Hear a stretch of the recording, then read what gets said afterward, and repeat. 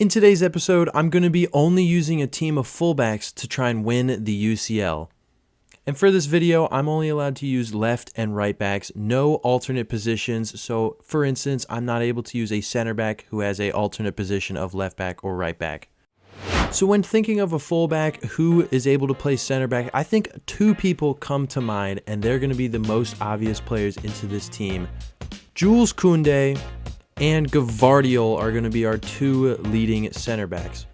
But since we are going to be running a formation with three center backs, I will need another center back. So in that third spot, I'm going to be adding Ben White from Arsenal. I think he would do a great job in the middle. And it's pretty ironic that the team of fullbacks only is actually not going to be having fullbacks in the team at all. We're actually going to be running a 3-4-2-1 formation. So next up, we have our left mid and our right mid, and on the left side, we're going to be putting in DiMarco from Inter Milan. He'll do a great job out there. And on the right side, we're going to be adding a Moroccan man from PSG who's going to do a great job at right mid.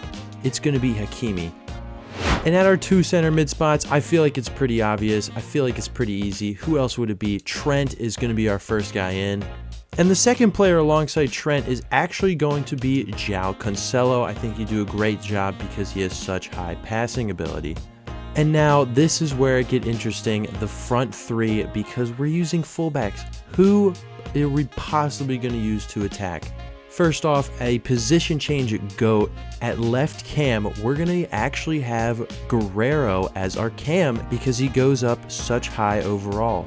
If you didn't know, he goes up 5 positions at both center mid and attacking midfielder, so we're going to heavily abuse that here. And as our other attacking midfielder, I wanted someone that has a decent amount of attacking experience, and when I think of attacking fullbacks, what comes to mind is Alphonso Davies. He used to play left winger when he played in the MLS before joining Bayern Munich, so I think he would have been a great fit for playing attacking midfielder, and plus, look at that pace. And up top, we didn't really have many options, but there was one man who I think stood out above the rest, Theo Hernandez, with amazing pace and the best shooting out of the majority of fullbacks I found. He's going to be our leader, our striker. We're going to be trusting him to score the goals. And I also added Jan Oblak in net just because we don't have a fullback can't play in net. And looking at our bench, most of these guys are just here because of their versatility. There's not really a reason for them. They're just here to give the team some depth in case they need it, but the main focus of this squad is in the starting 11. And I've been simulating for a little bit, and poof, everyone's position change has now taken place and almost everyone has gone up in rating. It's beautiful. The only person who hasn't gone up in rating is Theo Hernandez because he hasn't been position changed yet. And also Alphonso Davies stays the same, but he's going to be great. We'll be fine. Our first match of the Champions League is against Atalanta, and it finishes as a 2-1 win. Second match of the Champions League is against PSG, and the game ended as a 3-2 loss. Next match in the Champions League, we're playing Shakhtar Donetsk, and the result is a 3-2 victory. Next matchup here, we have Inter Milan, and the result is a 2-1 loss. Next matchup, Sporting Lisbon, and it is a 2-2 draw.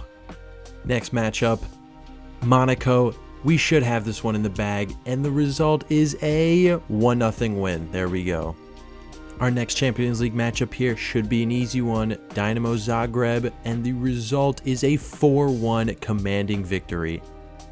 And our last league phase matchup is against Girona, and it is a 1-0 loss. So looking at the result of the Champions League phase, we finished in 12th due to that loss at the final day, which means we have to go through a playoff round to qualify for the round of 16. And our playoff matchup is against PSV Eindhoven.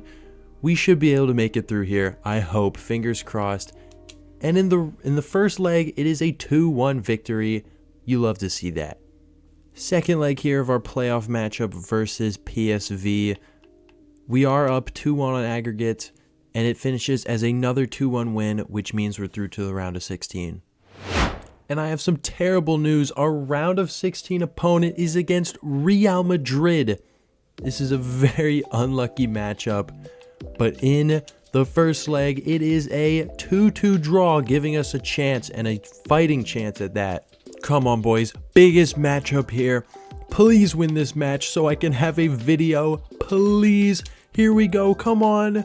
And it's a 3-2 victory. Let's go. We win 5-4 on aggregate against Real Madrid, putting us through to the quarterfinals. Here we are. Our quarterfinals matchup is going to be against Borussia Dortmund. And in the first leg, the result is a 3-1 loss. Second leg of the quarterfinals, we need a huge victory here to be able to go through. So let's find out. It's a 2-2 draw. We're going to end up losing to Borussia Dortmund 5-3 on aggregate, making our Champions League run come to a close. And fast forwarding to the end of the season, we ended up finishing in 7th place, which I think isn't too bad for having fullbacks only. But I did wish we were able to do a little bit better in the Champions League, but overall, not bad. If you would like to see me do this with a different position, maybe midfielders, something, and if you did go on to like this video, make sure to like and subscribe down below. I'm trying to grow this channel. Please, it would help me out a lot. And I'll see you in the next video. Bye-bye.